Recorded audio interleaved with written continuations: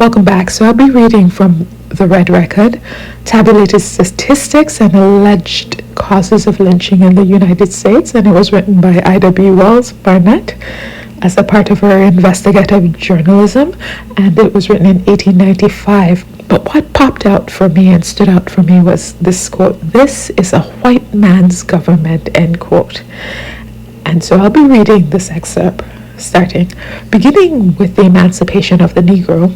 The inevitable result of unbridled power exercised for 2.5 centuries by the white man over the Negro began to show itself in acts of conscience-less outlawry. During the slave regime, the Southern white man owned the Negro body and soul. It was to his interest to dwarf the soul and preserve the body. Vested with unlimited power over his slave to subject him to any and all kinds of physical punishment, the white man was still restrained from such punishment as tended to injure the slave by abating his physical powers and thereby reducing his financial worth.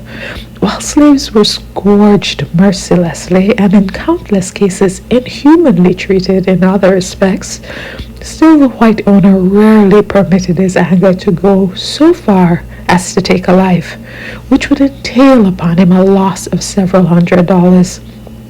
The slave was rarely killed. He was too valuable. It was easy and quite as effective for discipline or revenge to sell him, quote unquote, down south. So that long and short is, they would beat them, they would harm the enslaved, but because of financial reasons, they would not kill them. But emancipation came and the vested interests of the white man in the Negro's body were lost. The white man had no right to scourge the emancipated Negro, still less has he a right to kill him.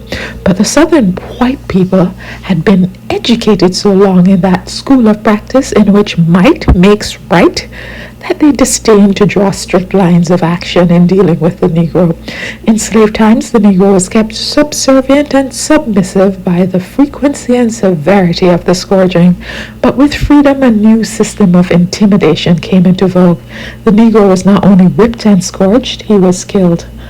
Not all, nor nearly all, of the murders done by white men during the past 30 years in the South have come to light, but the statistics as gathered and preserved by white men, and which have not been questioned, show that during these years more than 10,000 Negroes have been killed in cold blood without the formality of judicial trial and legal execution. And yet, as evidence of the absolute impunity with which the white man dares to kill a Negro, the same records show that during all these years and for all these murders, only 3 white men have been tried, convicted, and executed. As no white man has been lynched for the murder of colored people, these 3 executions are the only instances of death penalty being visited upon white men for murdering Negroes. So what she's saying there is 10,000 black people killed, only 3 times were white men held accountable for that.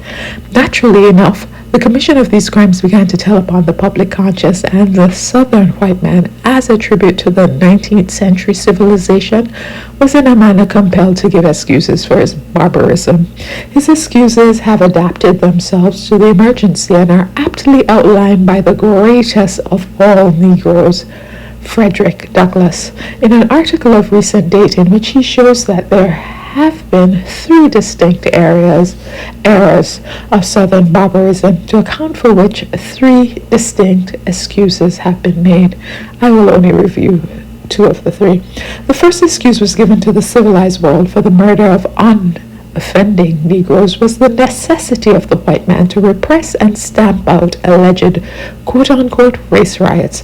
For years immediately succeeding the war, there was an appalling slaughter of colored people, And the wires usually conveyed to northern people and the world the intelligence first that an insurrection was being planned by the Negroes, which a few hours later would prove to have been vigorously resisted by white men and controlled, with a resulting loss of several killed and wounded. It was always a remarkable feature in these insurrections and riots that only Negroes were killed during the rioting, and all the white men escaped unharmed. From 1865 to 1872, hundreds of colored men and women were mercilessly murdered, and almost invariable reason assigned was that they met their death by being alleged participants in an insurrection or riot. But this story at last wore itself out. No insurrection ever materialized, no Negro rioter was ever apprehended and proven guilty, and no dynamite ever recorded the black man's protest against oppression and wrong. It was too much to ask thoughtful people to believe this transparent story, and the southern white people at last made up their minds that some other excuses must be had. So you got that there. They make up a story that there's writing, there's nothing. They're just making it up. Then came the second excuse, which had its birth during the turbulent times of Reconstruction.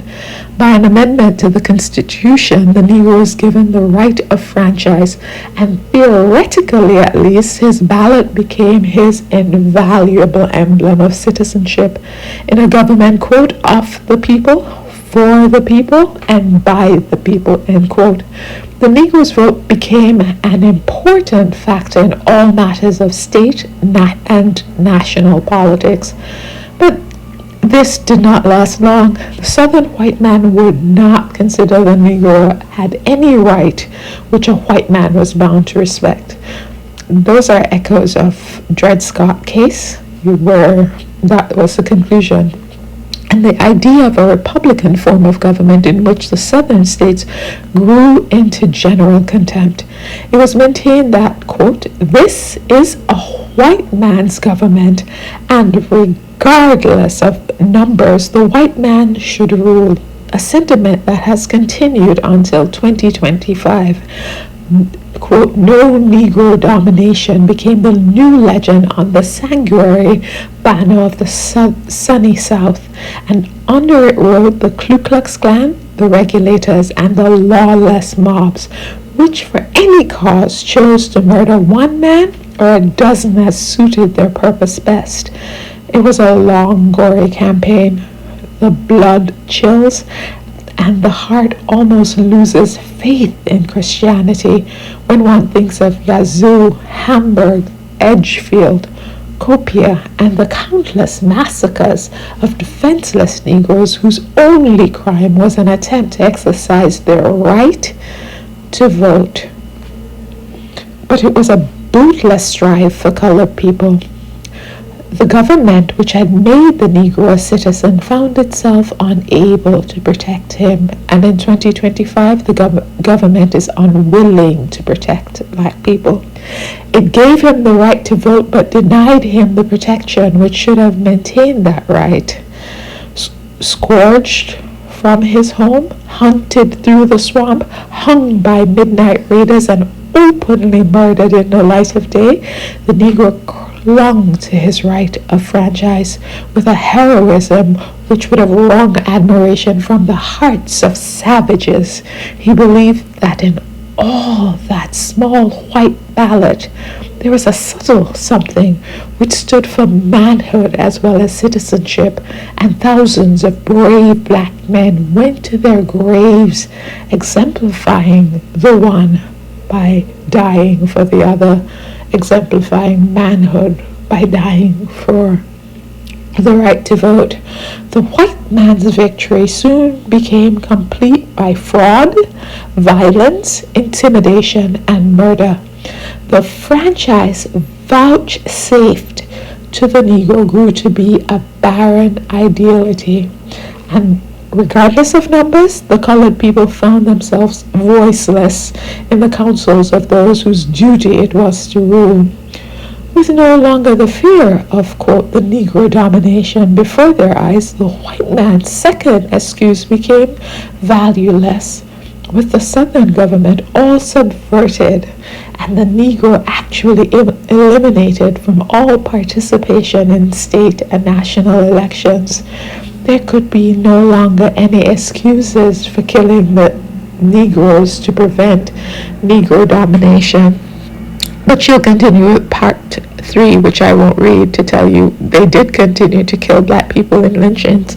But I just wanted to see here a way of how this theme continues of trying to take away the vote from black people, of trying to silence them, of trying to make sure that this is a white man's government and that other people are not included, and the willingness to use all kinds of things that go against our Constitution to prevent people from voting.